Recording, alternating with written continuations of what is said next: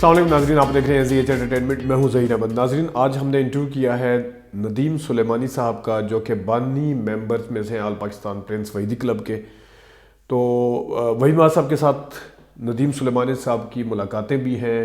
ان کی پہلی ملاقات مارچ 1980 میں ہوئی، ان کی آخری ملاقات وحید ماں صاحب کی وفات سے 4 دن پہلے یعنی 19 نومبر 1983 کو ہوئی۔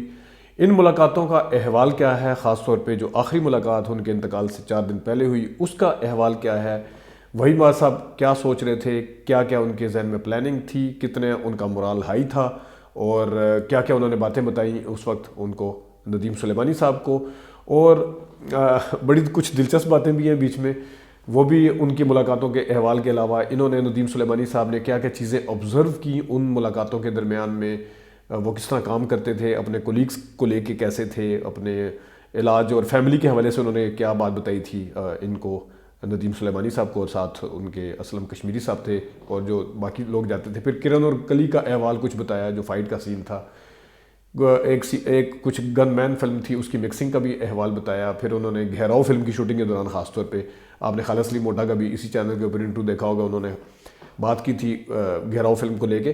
ان ملاقاتوں کے احوال کے حوالے سے ہے، اور باقی اپنے کولیگز کے حوالے سے بھی ہے، کچھ ہیروئنز کے حوالے سے بھی باتیں ہیں۔ اس انٹرو کے 2 پارٹ ہیں، آپ کے لیے پہلا پارٹ حاضر خدمت ہے۔ ندیم سلیمانی صاحب، آپ پرنس وحیدی کلب کے جو پائنیئر یعنی کہ ممبر ہیں، جو اتنے زیادہ کلب ہیں ان میں سے یہ سب سے پرانا کلب ہے؟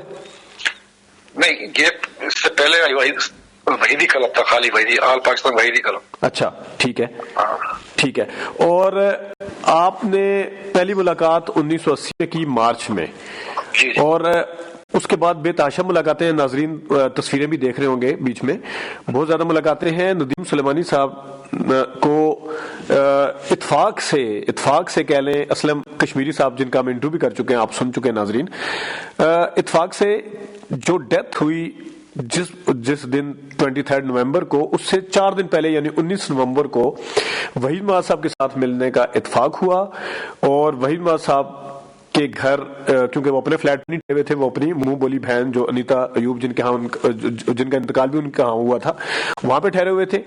تو اور ناظرین کو ہم یہ بھی بتاتے چلیں کہ جو ندیم سلیمانی صاحب ہیں، ان کے ذہن میں وہ شکوک و شبہات تھے جو ہوائی سفر جو ابھی کچھ دن پہلے بھی چھپا ہے، لیکن اس زمانے میں چھپا تھا نگار میں، اس کو لے کے بھی کچھ سوالات تھے۔ جی بتائیے گا ندیم بھائی۔ ہاں تو خیر جی، وہ بات بہت طویل ہو جائے گی کہ کس طرح وہاں پہنچے۔ جی اور خیر جب ہماری بھائی صاحب سے ملاقات ہوئی تو بھائی صاحب جو تھے بالکل، یعنی کہ بالکل تھے فٹ فاٹ تھے، بالکل جیسے یعنی کہ بال بنائے ہوئے، لٹکائے ہوئے آنکھوں کے سامنے انہوں نے، یعنی کہ ہمیں تو اس میں کوئی ایسی بات نظر نہیں آئی۔ خیر جی، وہ الگ سے ہوئی، اس کے بعد انہوں نے پوچھا کیسا آ رہا ہوں آپ کا، تو میں نے پھر ان کو ریفرنس دیا، سر یہ ایسا آپ کا یہ نگار اخبار میں یہ پچھلے ہفتے انٹرویو شائع ہوا ہے، بلکہ اسی ہفتے ہے، پچھلے تو نہیں، یہ خیر 19 نومبر ہفتے کی بات ہے، 19 نومبر ہفتے کا دن تھا۔ میں کہا سر 2-3 دن پہلے یہ اخبار آیا نگار اخبار، اس میں آپ کا یہ رشید صاحب نے آپ کے ساتھ سفر کیا تھا اور انہوں نے کچھ ایسی باتیں لکھی ہیں۔ تو بھائی میں کہا اچھا مجھے پڑھ کے سناؤ، تو میں نے پورا ان کو انٹرویو پڑھ کے سنایا۔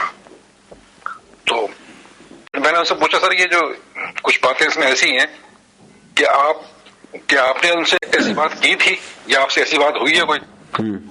تو بھائی صاحب نے کہا نہیں، میں نے تو ایسی کوئی بات نہیں کی۔ یہ میں نے کہا اچھا، میں کہا سر وہ اگلے ہفتے اس کی دوسری قسط آئے گی، تو بھائی صاحب نے کہا ٹھیک ہے، آپ ایسے کیجیے گا کہ وہ جب آئے تو پھر مجھے بتائیے گا۔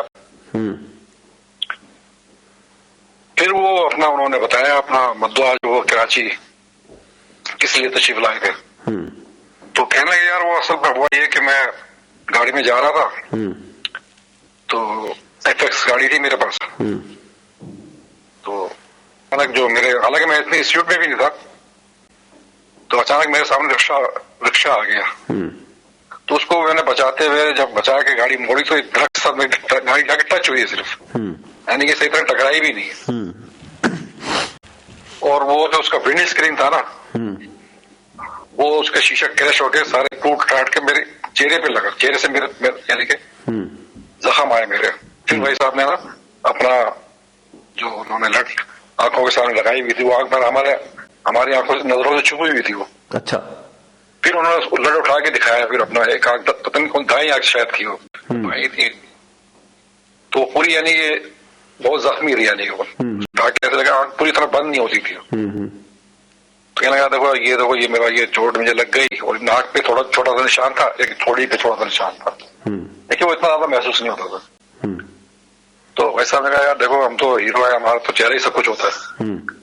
اب یہ میرا چہرہ بگڑ گیا, یہ میری آنکھ کا مسئلہ ہو گیا ہے, تو میں یہاں آیا ہوں, میڈسٹ ہاسپٹل ہے, وہاں پر ڈاکٹر فیض محمد سرجن ہے, اس سے میں ٹائم لیا تھا, تو میں پلاسٹک سرجری کے لیے آیا ہوں. اچھا.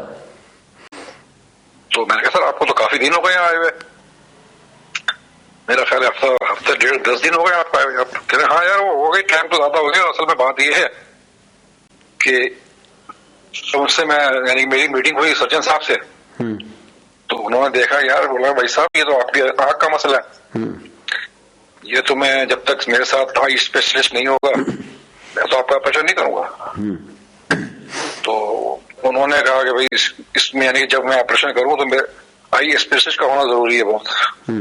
آپ کہنے میں ایسا کہنا یار کبھی ان کے پاس ٹائم نہیں ہوتا, کبھی آئی اسپیشلسٹ کے پاس ٹائم نہیں ہوتا, اس چکر میں دیر ہو رہی ہے. تو جیسے وہ دونوں کا ہوگا تو پھر میرا آپریشن ہو جائے گا انشاءاللہ. میں کہا سر دیکھیں پھر ہم لوگ آپ کے فین ہیں, دوسرے ہمارے کلب کے ممبران ہیں, وہ بھی آپ سے ملنا چاہتے ہیں. کہنا گیا پر 3-4 دن میں میرا خیال یہ فائنل ہو جائے گا. تو جیسے میرا آپریشن ہوگا آپ لوگ لے آئیے گا, لوگ آپ بتا دوں گا.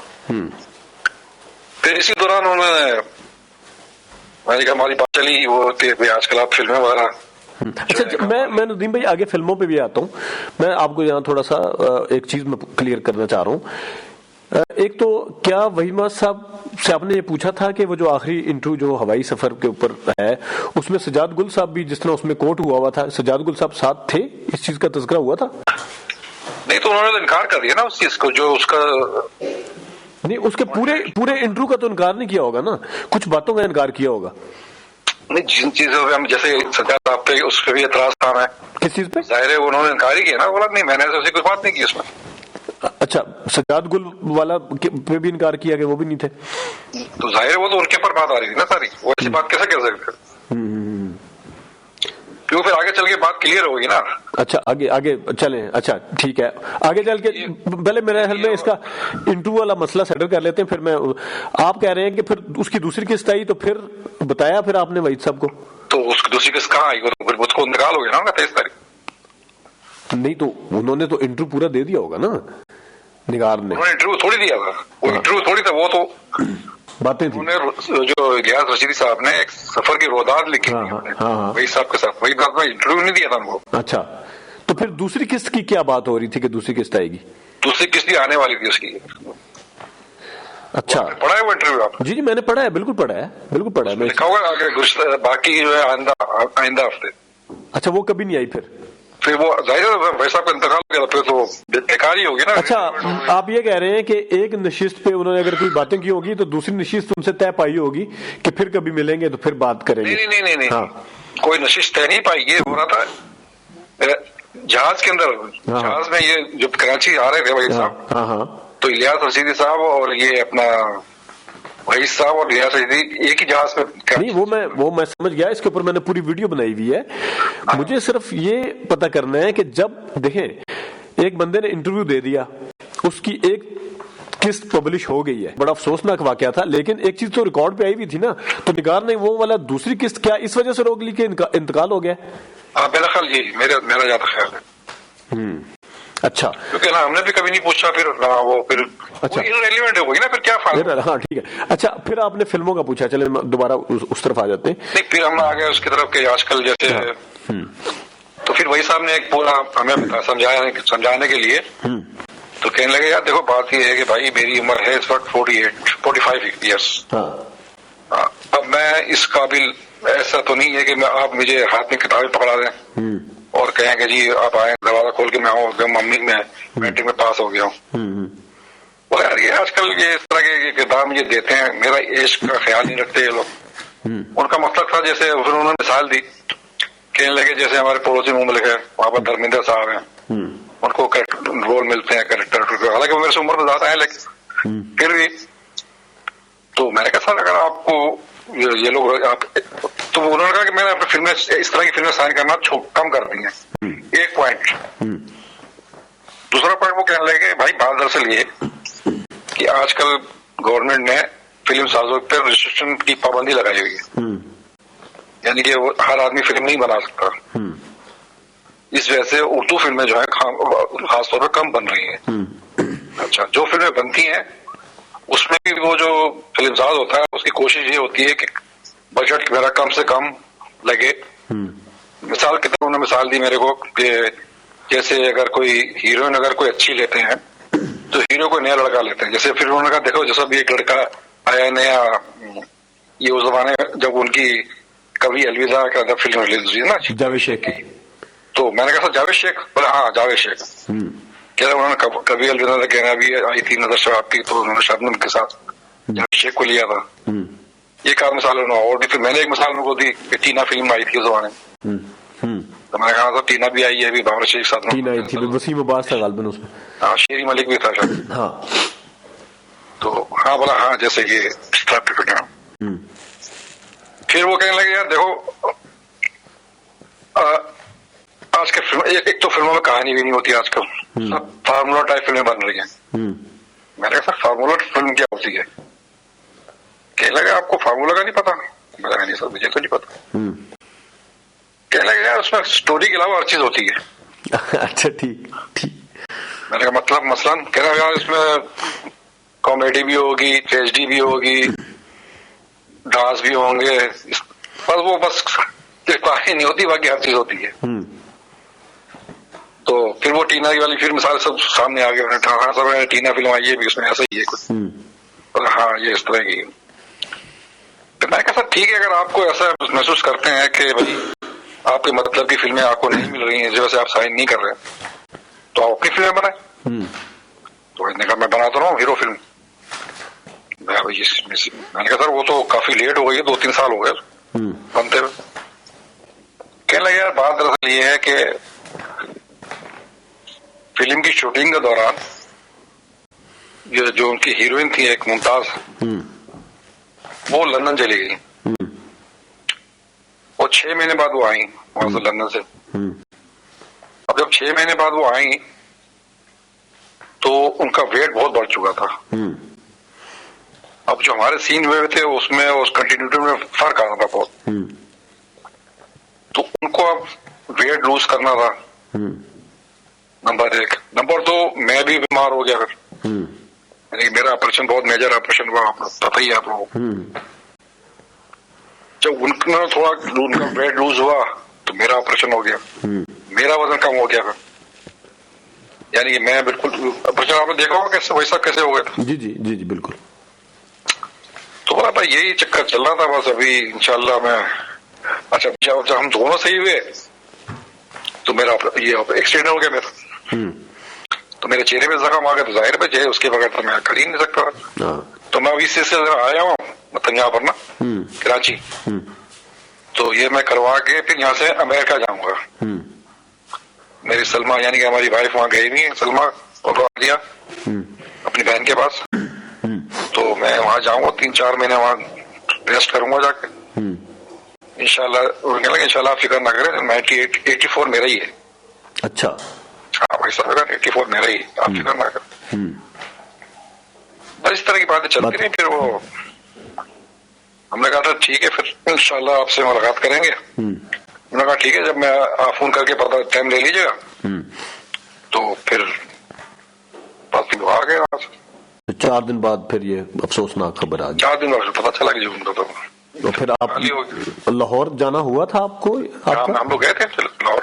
अच्छा, और कौन कौन साथ आया था? वैसे कहा जाता है आप अलग से आए थे या साथ ही आए थे? नहीं हम साथ नहीं आए थे। असल में बात ये हुई थी कि हमें तो पता ही नहीं चला ना, क्योंकि जहाँ वो रह रहे थे किसी पर हमें क्या पता ही चला, किसी को भी नहीं पता चला। नहीं अगले दिन अखबार में तो आ गया ना सब में। नहीं, जब हमें पता चला तो बहुत तो लेट हो गए थे ना फिर। अच्छा, तो हाँ, जाने के हम तो फिर जब जहाज में तो उसमें गए ना, रेल में। अच्छा, तो ट्रेन में तो आप नहीं पहुंच सके होंगे फिर जनाजे में? नहीं, वैसे उनका ये था कि जब तक उनका इंतजार करें उनकी बेवा का, हाँ, तो हम लोग फिर दूसरे दिन हम लोग सुबह जो सबसे पहली ट्रेन होती है उससे रवाना हो गए थे। लेकिन फिर बाद में डॉक्टरों ने जब चेकअप वगैरह किया उनका, तो कहने लगे जी ये तो बॉडी को नहीं रखा जा सकता। और मुझे बताएं कि जो भाभी सलमा और आलिया साहिबा तो बाद में पहुंची फिर तदफीन के?